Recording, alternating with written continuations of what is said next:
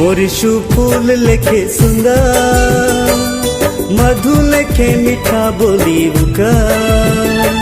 दीवाना तो होलो प्यार में, हाय रे यीशु प्यार में।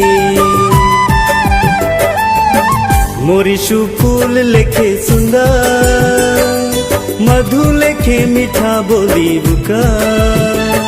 दीवाना तो होलो प्यार में, हाय रे यीशु प्यार में। दीवाना तो होलो प्यार में, हाय रे यीशु प्यार में।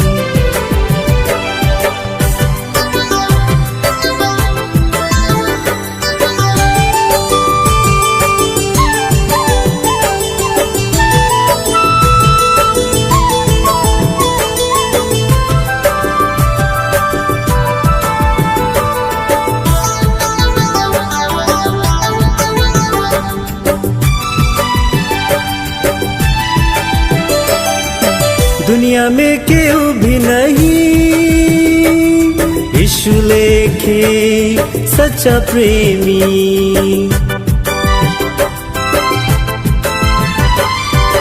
दुनिया में केहू भी नहीं